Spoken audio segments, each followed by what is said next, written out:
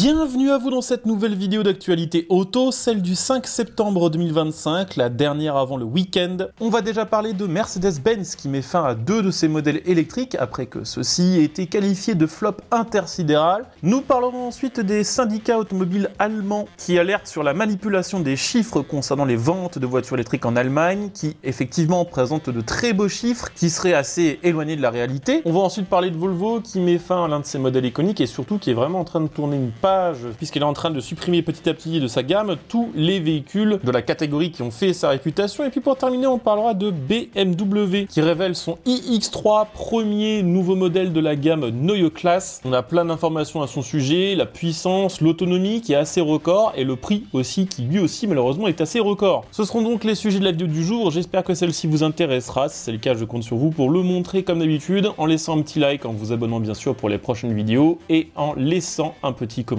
pour le référencement de celle-ci. J'en profite d'ailleurs pour vous rajouter une petite actu au passage, un petit complément concernant l'un des sujets qu'on a abordé ces derniers jours. Rappelez-vous, on parlait d'une motorisation assez unique sur le marché lancée par Dacia, un moteur GPL à injection directe hybridée. Dacia vient de confirmer qu'en plus d'être disponible sur le Bigster, ce moteur sera également disponible sur une nouvelle version du Duster, dans une version 154 chevaux avec boîte auto double embrayage 6 rapports, avec pour la première fois, sauf erreur de ma part dans l'histoire de Dacia, la possibilité de passer les vitesses directement grâce aux palettes au volant, une consommation estimée de 7,1 litres au 100 et surtout une autonomie totale de 1500 km si vous faites le plein à la fois du réservoir d'essence et du réservoir GPL. Dacia estimant que grâce à cette nouvelle motorisation, les coûts d'utilisation du nouveau Duster seraient réduits de 30%.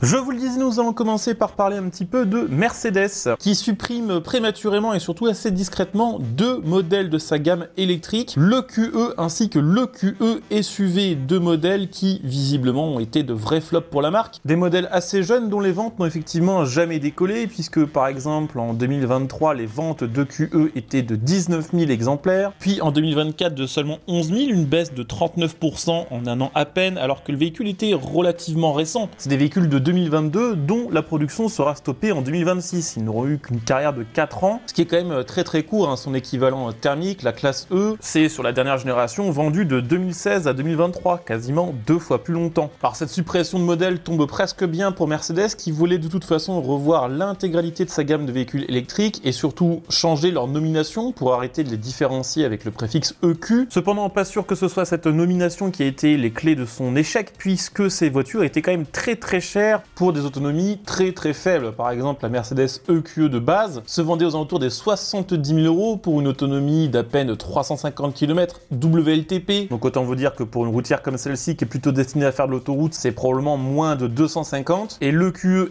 SUV était vendu en Europe à partir de 93 000 € pour lui aussi 370 km. C'est un nouveau flop pour les Mercedes électriques parce qu'on rappelle qu'il y a quelques jours, Mercedes avait annoncé que son classe G électrique était un énorme flop, qu'elle en ait vendu que quelques centaines alors que le modèle thermique rencontrait un vif succès. Pour la relève des deux modèles supprimés, Mercedes prévoit dès 2026 des versions électriques des GLC et classe C, puis en 2027 une version électrique de la classe E, et confirme que l'EQS, donc la classe S électrique, qui est également un énorme flop, va quand même rester au catalogue encore quelques mois avec une évolution majeure puisqu'elle passera à une architecture 800 volts, lui permettant au moins d'avoir des temps de charge accélérés.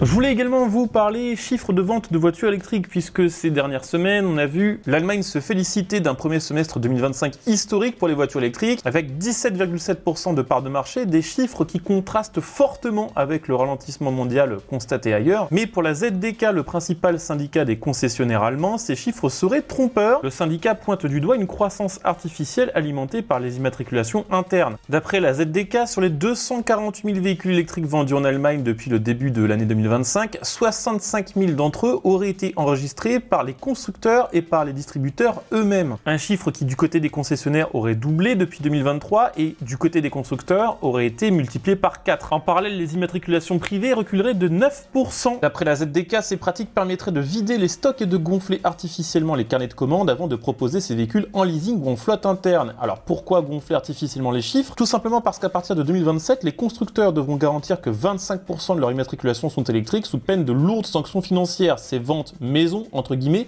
permettent donc d'améliorer la moyenne CO2 de ces marques sur le papier, permettant donc d'éviter ces fameuses amendes. D'après la ZDK, on risque donc d'assister à un deuxième semestre 2025 particulièrement morose pour l'électrique, puisque les marques ont déjà immatriculé tout un tas de véhicules sur les 6 premiers mois de l'année, et qu'elles ne peuvent pas se permettre de gonfler artificiellement leurs ventes de voitures électriques à l'infini. On rappelle quand même que la ZDK, globalement, est un syndicat plutôt à s'orienter vers la voiture électrique, et qu'il a de maintes et maintes fois incité le gouvernement allemand à plus d'incitations financières pour les particuliers, pour les faire passer à l'électrique, pour baisser le prix de l'électricité, pour améliorer le déploiement des bornes de recharge de voitures électriques. Donc c'est pas du tout une officine anti-voiture électrique. Sur un tout autre sujet, je voulais vous parler également de Volvo qui met fin au V90, son break de luxe, dont la production sera arrêtée en septembre 2025. C'est pas vraiment une surprise parce que, comme expliqué déjà dans une précédente vidéo, Volvo a constaté l'évolution de la demande en faveur des SUV. Les clients délaissent de plus en plus les berlines et les breaks. Résultat, dans quelques temps, il n'y aura plus que des SUV chez Volvo, puisque d'après les dernières rumeurs, elle va également supprimer sa V60, c'était son dernier break, et la berline S90 va être à terme remplacée par le S90. Et c'est pas sûr du tout que les clients soient au rendez-vous. C'est bientôt donc la fin des breaks chez Volvo et c'est quand même triste pour cette marque qui s'était fait en partie sa réputation grâce à ses breaks, à leur praticité et surtout à leur fiabilité pour les anciens modèles, surtout des années 80 et 90. Donc, globalement, en dehors de certains modèles allemands comme la série 3, série 5 break, les modèles avant de chez Audi ou Estate chez Mercedes ou quelques exceptions comme par exemple la Dacia Jogger qui est quelque part entre l'utilitaire et le break, c'est un marché qui est en train de disparaître et c'est bien dommage parce que ce sont des véhicules qui sont souvent bien plus pratiques à utiliser que des SUV parce que la plupart du temps ils sont beaucoup plus spacieux au niveau du coffre, au niveau de l'espace à bord et aussi et surtout en général les breaks sont plus légers que leur équivalent SUV, ils consomment donc moins, ils sont plus faciles également à freiner et ils rejettent tout un tas de polluants en moins, notamment liés à leurs pneus qui sont en général un peu plus fins et un peu moins maltraités. Il faut également préciser que effectivement Volvo va faire renaître le badge XC70 qui était dans l'ancien temps des breaks mais va les faire revivre sous forme de SUV hybride rechargeable. Donc pour Volvo, c'est vraiment une page qui se tourne et surtout c'est la fermeture d'un chapitre fondateur de son identité. On verra ce qu'il restera de Volvo dans quelques temps quand on voit les dettes qu'elle a accumulées aussi bien sur sa marque que sur Polestar. Quand on voit tous les licenciements qui sont en cours chez eux et surtout tous les problèmes logiciels rencontrés, on se dit que malheureusement, Volvo est peut-être pas très loin d'être dans le même cas que Nissan. Je voulais aussi vous parler un petit peu de BMW qui annonce son nouveau iX3 qui est le premier véhicule de la gamme Neue Klasse. C'est la nouvelle plateforme de voitures 100% électriques dont BMW parle depuis des années. Il vient d'être dévoilé par la marque au salon de Munich et sera commercialisé à partir de mars 2026. On est ici sur un SUV premium de 4,78 m qui se veut être un concurrent direct des Audi Q6 électriques et Mercedes GLC électriques. BMW l'a dévoilé dans une version assez haut de gamme, la version 50 X-Drive qui a deux moteur électrique, qui techniquement a les 4 roues motrices, mais qui a une conduite plutôt orientée propulsion, 470 chevaux, 4 secondes 9 pour le 0 à 100, 210 km/h pour la vitesse de pointe. Des chiffres tout à fait lambda pour une voiture électrique. Ce qui est un petit peu moins lambda, c'est les autonomies annoncées, puisque grâce à sa batterie NMC de 108 kWh, BMW annonce 800 km d'autonomie WLTP. Donc c'est comme d'habitude sur des gros véhicules comme ça qui vont plutôt être utilisés logiquement pour du trajet sur de la route rapide ou de l'autoroute. On sera plutôt aux alentours des 500 km réels que des 800, mais n'empêche